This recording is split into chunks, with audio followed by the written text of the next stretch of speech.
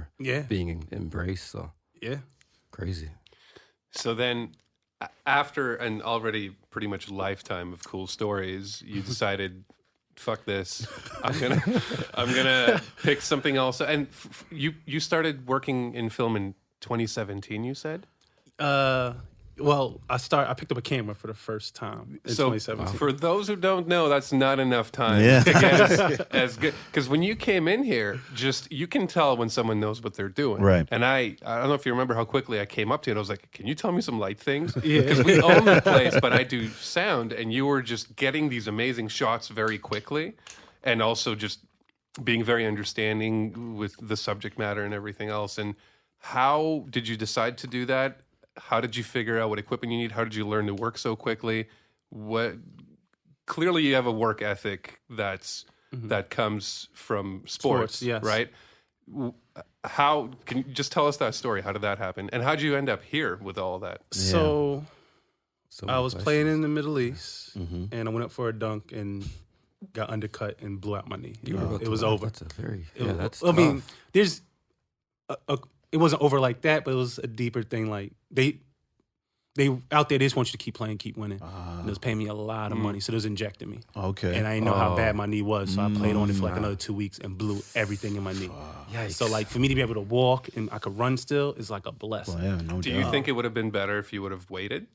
When I initially surgery? happened, Yeah. if I stopped and got surgery, my career would still be going on. Really? Yeah. Dang. So there was. I'll tell you how that story really went down when we get off the air. Because that got very ugly out there, very ugly. Okay. But so came back home, got my surgery. I was on this machine for like 8 months. It's like your legs like up here and laying down 12 hours a day, and it's slowly like bends your knee and stuff like that. So after I got out that, did my rehabilitation, tried to come back, and I just wasn't the same player no more. So decided to retire.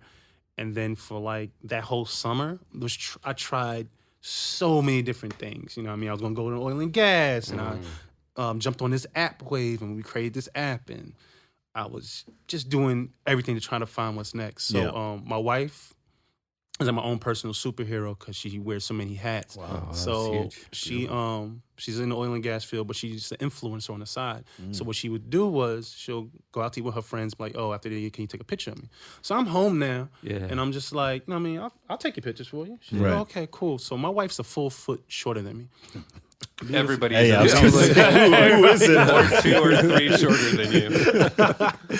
So she's a beautiful Asian woman, and I was never really took pictures before, so I'm taking a picture in the middle of the streets in Calgary. And if you can imagine, this woman is like yelling at me. She's like, "No, you're doing a bad job. Like, this is horrible. You're making me look small. You gotta get better angles. Ain't nobody's a freakishly tall person like you. You can't take pictures from that height." And I'm just like embarrassed. Fair point. You know what I mean? No, it was all Valid. all valid points. Like, knowing I know now, I was horrible. But you know what I mean? I was like very embarrassed. Yeah. And I was like, okay, so you know what I mean, went to the University of YouTube and started like that night, I like watching that. a bunch of tutorials, started calling photographers around the area, Okay. asking them, taking them coffee and asking for their experience. Like, well, I'm trying to get shots like this. How can I do it? What can I do? Stuff like that. And I slowly started learning, and it got better and better. Well, I guess in a quick amount of time, it got better and better because the brands we were shooting for started contacting us to shoot for us. So it's like L'Oreal, Lincoln, Pantene. Hold on, pause. How L'Oreal's calling you after you've been doing photography for how long at this point? Or at least one of the first bigger brands. I guess it's been at that point 5 or 6 months. What? Yeah, It's wow. insane. Some people are talented. Sorry, please continue. Yeah, that's So and then the influencer thing like started really blowing up for us. It was making really good money, and I was loving it. Mm-hmm. And then my wife's job was like, yo, you want this promotion? You could be the head of BD of all Ontario. And then she's originally from here, from Toronto. Yeah. I'm originally from New York, so like we'll be closer to family. Mm-hmm. So we talked about it, and she was like, well, I know things, you starting to meet people out here. And I was like, man, fuck it. Like, I can start over. It's all right. I just got started, so I can start over. Yeah. So came to Toronto, and this is 3 years ago now. So yeah, came to Toronto. So you got to see Toronto before COVID. Yeah. Okay. Yeah. Well, I used to come to Toronto to play too. Well, right? to have fun. Okay. Before I was married. I see. Okay. This is a fun place. I knew what he wanted to say. I should read your eyes more because they can't see them, but I'm like, no, audio only. Yeah, quick backstory. When I drafted the Canadian League, they did the whole thing at the Rogers Stadium in the presidential suite. Okay. And this actually was my first time in Toronto. Mm-hmm. So they had these beautiful, beautiful women escort you when you get drafted to the podium and stuff. Right. And I remember asking, I was like, yo, do all of y'all look like this? Like, asking the girl, I was like, do all y'all just gorgeous like that? She was like, well, me and my friends are. What are you doing after this? And I was like, well, whatever you want to do. And Toronto would just open its arms to me. And I became one of his sons. They embraced you. My wife hates me so much for these stories. But it's like, no, I mean, so anyway, back to the pivot. So they were calling, asking us to do stuff. We ended up moving here, and we tried to keep that going. Mm-hmm. But it took time, and then I ended up getting my residency. Mm-hmm. So I met this director out here that shoots music videos, and he's a very, very talented, smart man. And he started putting me onto game about how to do spec work and stuff like that. What are you trying to do? Right. So I shot. In the meanwhile, this happened. L'Oreal ended up doing a commercial with my wife in it. So they let me shoot the behind the scenes for them. Okay. And this was my first time on a commercial set. Right. Yeah. Right. And to me, it reminded me of basketball because like everybody had this set position, everybody had to do it, and it's all coming together for the common goal. So I was like, I want to be a part of this world. How can I be a part of it? Right. So the director I was talking to, he got invited down to the POV event. It's like a mentor event where they like try to get the youth out into like the film world. Okay. So you come into this room, and I'm thinking it's going to be like a networking event where it's just people like us talking, and this is like a club. Mm-hmm. Like, you know what I mean? They got the music bumping, lights down low, and you go into the back room and they have all this art up from like some of the biggest photographers around Canada, and they auction it off. Okay. And then like another room they have like the Raptors playing. They was playing Philly in the back. It's like playoff time. Gotcha. So I'm looking around. It's hard to talk to people. I don't know nobody there, and I look at it's like a silent auction.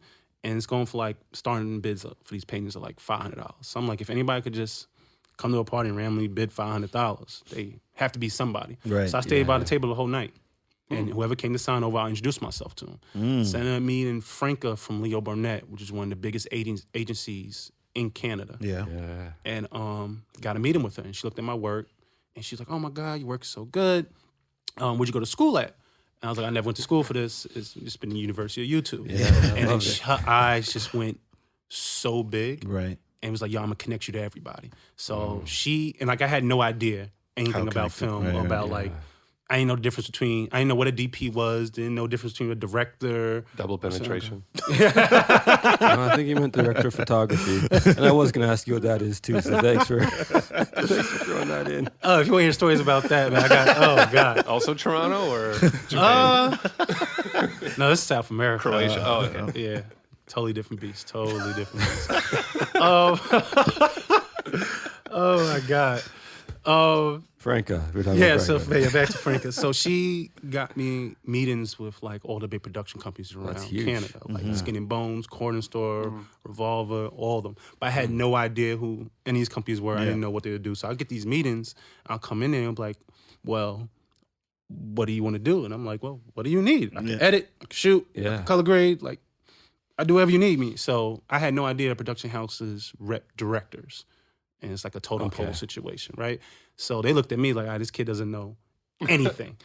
So there's, the whole Canadian politeness of like, oh, okay, well, you're amazing and we'll be in contact with you. And I'm leaving there pumped up like, oh, man, this went really good. Silence.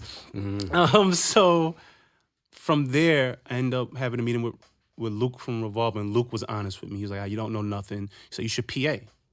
Which is production assistant. So they're the lowest person on the totem pole on a film set. Right. So they are pretty much the gophers. They're the first people in, last people out. Got you. And lowest paid. Mm-hmm. But as a PA, you usually start off there because you could see every position. Full picture, right? Yeah, The and most say, to reach because for. you help out everybody. Yeah. And then you could gravitate to what you're interested in. So That's the university of real life experience. yes, exactly. So Double I was major. on Oh, I thought you were going back to your foolishness. I was on a GoDaddy commercial with Muggsy Bogues, and Oh man, he must have been. he was hilarious, man. That's They raised his seat too high from his feet, couldn't touch the ground. And he joked about it. He was super cool, man. Super cool dude. like high five. Yeah, super cool dude though. But the No diss, Muggsy. the director of photography and the first AD, I ended up talking to them, and we ended up connecting, and the DP ended up becoming my mentor because like me and him just connected, and he was just like, "Yo, I'm doing a music video next week. You could come out and second AC for me." So that's assistant camera, and pretty much we can't pay you, budget's tapped, but your payment is you can ask me any question that you want, and I'll answer it for you, the best of my ability. And he's his name's Peter Hatterfield, super, super talented guy. So this is in September 2019. Okay. And What? yeah. I was on my first. That just happened. Yeah. Yeah. And I learned so much from him and Rico, who was his first AC. And from there, I was still PAing. And I think it got to like November. I was talking to this first AD, and I was like, "Yo, I really want to climb up the ladder as quick as I can. How can I become a DP?" And he's like, "You want to be a director of photography? Just start shooting and call yourself a director of photography." He was like, "Don't call yourself a PA. Call yourself a director of photography." So I just started shooting as much spec work as I can. When you say spec work, can you explain to people what spec work is? So spec work is a fake commercial. Okay. So nobody's paying you for this. You're putting your own money into it. So I pretty much could take like a Tim Hortons cup and do a commercial for it. And I put it out there and send it to productions to try to get noticed, So stuff they can like that. see what your style's like. Yeah. Well, in this day and age, you can also tag the company in it. If Right. they find it interesting, they'll try to either buy it off of you or try to get you to work for them. Because that's how I ended up working for Hennessy. Because I love Hennessy and I drink it. Not every day, Hope you didn't say but, daily. Okay. but you know what I mean? If there's Did you 7 drink days your a week, choice? a good 4 of them Okay. have Hennessy in it. Okay. To some shape, form, or degree. Yeah. So by them paying you, they're paying you back for. Well, other I used to purposes. I started tagging them in everything. Yeah. Like I'll be on photo shoots, so I'll be on set, and if we had like a leftover bottle of Hennessy for the night before, I'll just take a little picture of it. Yeah. And they just reached out to me and was like, "Yo, you want to shoot some photos for us for some free product? Like we'll send you bottles. Yeah. Can't pay you, but we'll send you bottles." And I was like, "You don't need to pay me. I Just really give me love the liquor. Hennessy. Yes, just give me as many bottles as you can. Yeah, yeah, It'll be wow. good." And then I Trucking. did a spec commercial for them. Okay. Like just something I just created with one of their bottles, and somehow I got to the president of Hennessy, and they invited us to a meal, and I got to meet him, and then next thing I Mr. know, Hennessy? they flew us out Mr. to Hennessy. yeah. Is his name Hennessy? No. His name's Bernard. Well, the Hennessy family, Yeah.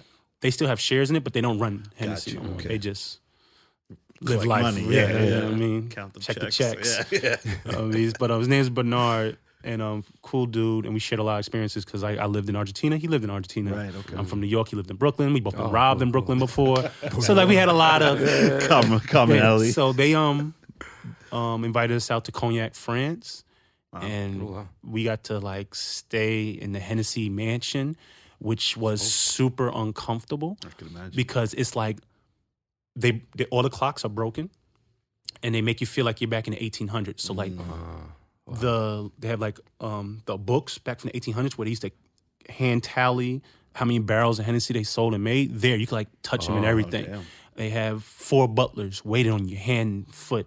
When you come wake up in the morning, food is just there. Like you ever seen like Sounds very. you ever seen uncomfortable. Coming to You're right. America? Yeah, yeah, where he's yeah. like, we're gonna wash the royal penis. It kind of Yeah, felt yeah. like in that realm, right? Wow. And I'm not from that, so Yeah, yeah, it was yeah. very Oh, that's uncomfortable, foreign, yeah, yeah. right? So I had to get very drunk, and then I got very comfortable. I kicked my feet up, you know what I mean? It was like Wait, Jeeves, but more what did you drink? alcohol for no everyone. alcohol. For me. But what did you drink? Oh, I drunk Hennessy Imperial, which is like a $3,500 bottle of Hennessy. Okay. And yeah, they don't even pour that out. They have like this big imagine, like the turkey basers, Yeah, yeah, yeah. but it's like not. It looks like that, but it's like made of glass and it's like really fancy. And Right, that's how they take it out the bottle and pour it in your glass. Yeah. He had the whole white gloves on and all that stuff like that. It's like very opulence, very bougie. Yeah. But I was like, I can get used to this. Took some time. Yeah. Took some time. Yeah. Took about 5, 6 drinks. And I was like, oh yeah. That's amazing. Cuban cigars for you. Like it was just the works. So what's interesting about your self-realized strategy to get into this game is that in colleges, in music business and in film business, they basically teach students that. And it's interesting to see that, you know, with some common sense, you can arrive at all that yourself, right? It's like going through school. Yeah, I mean, personally, I would be a bumbling idiot if it wasn't for school, but clearly some people, like once you get the work ethic and you figure out how to be professional at something, everything kind of works the same way. Yeah, it's all it carries relationships over, right? and people and like the thing, like, okay, if somebody can put down $500 for a ticket, obviously I need to chill here. Right. Yeah, that was right. genius. Like it's just great, and that's really what anybody that wants to get ahead, especially in the entertainment industry, should be doing. Is like, don't bug people, but think everything that you're doing can be used to your advantage. Every photo that you take can be used to your advantage without it taking over your life. Exactly. True. And a hell of a work ethic is what got me to where I am. So like I just took everything I did from basketball, like being in the gym 4 or 5 times a day to get myself to the pro level. Yeah. I just took that same work ethic and put it in here. So I'm constantly like looking at YouTube videos, constantly reading articles about A lot of you are familiar with the DNA Project and have been rocking with us for a while, but some of you aren't. A lot of you are faithful listeners of the podcast, but aren't familiar with some of the other work that we do. So I just want to take a quick moment to explain to you a little bit more of what we do. So you're getting married, or you have a friend, a cousin, a sister, somebody you know is getting married. Okay. You've booked your venue, caterers, photographer, all that good stuff. When it comes to live music, most people have no idea where to look. We have you covered. Picture this. During the ceremony, while guests are being seated, or while the bride's walking down the aisle. During the cocktail hour, while guests are just mingling and having a good time. Don't forget about dinner music. That's very important to set the mood while guests eat. And we definitely can't forget the party. Let's get the party started right now with the DNA Project. www.thednaproject.ca for more information.